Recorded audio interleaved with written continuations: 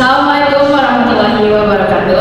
Perkenalkan, kami dari kelompok 4 akan mempresentasikan tentang Lembaga Internasional dan Integrasi Ekonomi. Perkenalkan, nama saya Afina Nalajiza dengan NIM 3402240104. Perkenalkan, nama saya Isabella Judianti dengan NIM 3402240079. Perkenalkan, nama saya Adalah Jumlanta dengan NIM 3402240133. Stay tuned.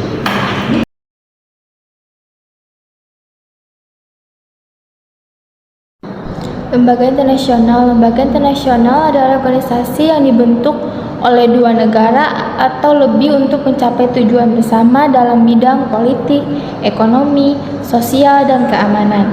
Ciri-cirinya yang pertama bersifat multinasional, melibatkan banyak negara. Yang kedua berdasarkan kesepakatan atau perjanjian formal antar negara. Yang ketiga memiliki struktur dan tujuan yang jelas. Yang keempat mengatur hubungan antar negara secara formal. Contoh lembaga internasional dan perannya. Yang pertama PBB, Perserikatan Bangsa-Bangsa atau United Nations, organisasi internasional utama untuk perdamaian dan kerjasama global. Tujuan PBB, menjaga perdamaian dan keamanan internasional, mempromosikan hak asasi manusia, dan mendorong perkembangan berkelanjutan. Organ penting di dalamnya termasuk Dewan Keamanan, Majelis Umum, serta badan khusus seperti Organisasi Kesehatan Dunia dan Dana Anak-anak Perserikatan Bangsa-Bangsa. Yang kedua IMF, Dana Moneter Internasional atau International Monetary Fund, bertujuan menjaga stabilitas keuangan dunia. Peran utamanya mencakup memberikan pinjaman kepada negara-negara yang mengakses krisis ekonomi dan promosikan kerjasama moneter global. Yang ketiga World Bank, Bank Dunia. Fokus utamanya adalah mengurangi kemiskinan dan mendorong pembangunan di negara berkembang melalui pembiayaan proyek infrastruktur, pendidikan, dan kesehatan. Yang keempat WTO, Organisasi Perdagangan Dunia atau World Trade Organization, mengatur perdagangan internasional dan berfungsi sebagai forum bagi negara-negara anggota untuk menegosiasikan perjanjian perdagangan dan menyelesaikan sengketa dagang. Yang kelima ILO, Organisasi Buruh Internasional atau International Labour Organization, fokus pada penerapan standar kerja internasional, mempromosikan hak-hak dasar di tempat kerja, dan mendorong dialog sosial antar pemerintah, pengusaha, dan pekerja.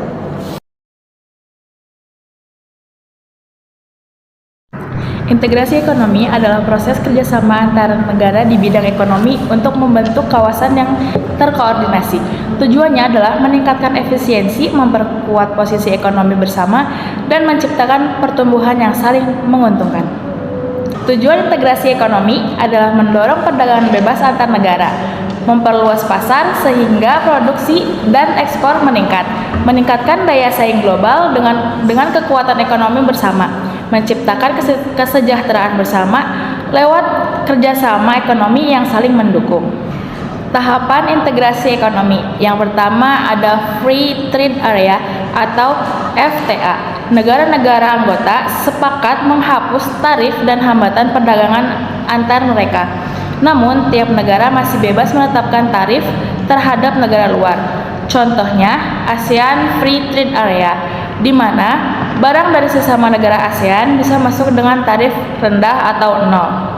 Kedua, ada Custom Union. Selain perdagangan bebas antar anggota, mereka juga menyepakati tarif luar negeri yang seragam terhadap negara non-anggota. Ini mencegah negara luar memilih masuk lewat negara dengan tarif termurah. Ketiga, ada Common Market. Tidak hanya barang dan jasa, modal dan tenaga kerja juga bisa bergerak bebas antar negara anggota. Tenaga kerja bisa bekerja lintas negara tanpa banyak hambatan dan investasi pun mengalir dengan lebih lancar. 4. Ada Economic Union. Negara anggota mulai menyatukan kebijakan ekonomi seperti fiskal, moneter, dan pajak. Contohnya negara-negara bisa memiliki standar pajak yang hampir sama dan sistem ekonomi yang sangat terkoordinasi. Kelima, ada Political Union. Ini adalah bentuk tertinggi dari integrasi Negara anggota tidak hanya bekerja sama secara ekonomi, tetapi juga secara politik dan hukum, bahkan memiliki parlemen dan pemerintahan bersama. Contoh paling nyata yaitu Uni Eropa, yang memiliki parlemen sendiri dan sebagai besar anggotanya menggunakan mata uang euro. Kesimpulannya, semakin tinggi tingkat integrasi ekonomi, semakin dalam kerjasama antar negara, dari sekadar menghapus tarif hingga menyatukan kebijakan dan politik. Hal ini membuka peluang besar, tapi juga menuntut kepercayaan dan kesamaan visi antar anggota. Contoh blok ekonomi dunia. 1. ASEAN, Perhimpunan Bangsa-Bangsa Asia Tenggara. Blok ekonomi ini beranggotakan 10 negara Asia Tenggara, termasuk Indonesia, Malaysia, Singapura, dan lainnya. Salah satu inisiatif utamanya adalah Masyarakat Ekonomi ASEAN (MEA) yang bertujuan menciptakan pasar tanggal dan basis produksi regional. MEA memfasilitasi arus bebas barang, jasa, investasi, dan tenaga kerja terampil antar negara anggota. Uni Eropa adalah contoh integrasi ekonomi paling maju di dunia. Negara anggotanya tidak hanya untuk membantu pasar bebas, tapi juga menyatukan kebijakan ekonomi dan moneter. Mayoritas anggotanya menggunakan mata uang sama, yaitu euro, dan memiliki kebijakan dagangan luar negeri yang seragam. 3.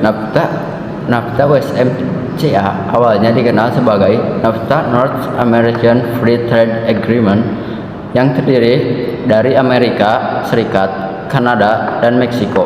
Pada 2020, perjanjian ini diperbarui menjadi USMCA United States Mexico Canada Agreement dengan penyesuaian untuk era digital dan perlindungan tenaga kerja yang lebih baik. 4. OPEC, Organization of the Petroleum Exporting Countries.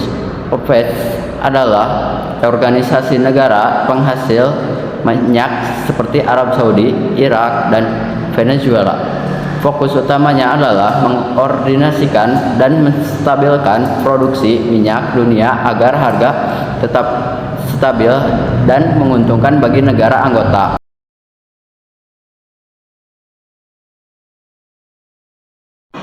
5. Dampak integrasi ekonomi dan lembaga internasional.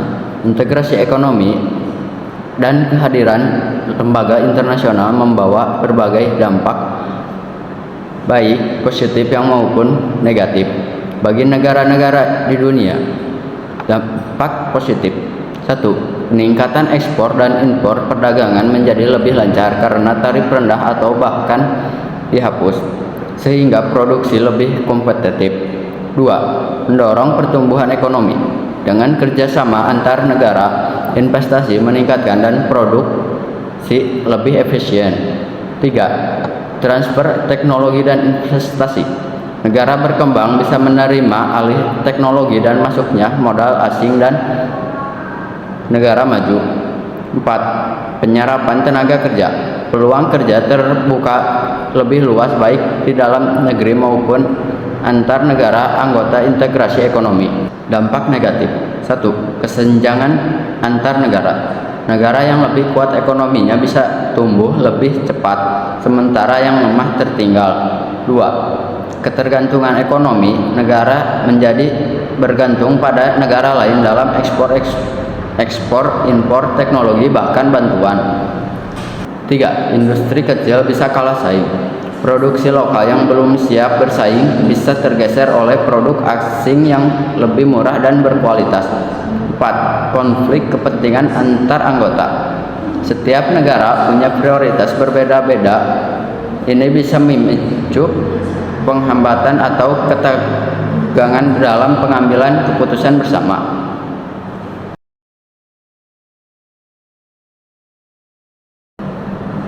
Kesimpulannya, lembaga internasional memainkan peran penting dalam menjaga perdamaian dan keseimbangan global. Sementara integrasi ekonomi membuka peluang kerjasama dan pertumbuhan bersama antar negara.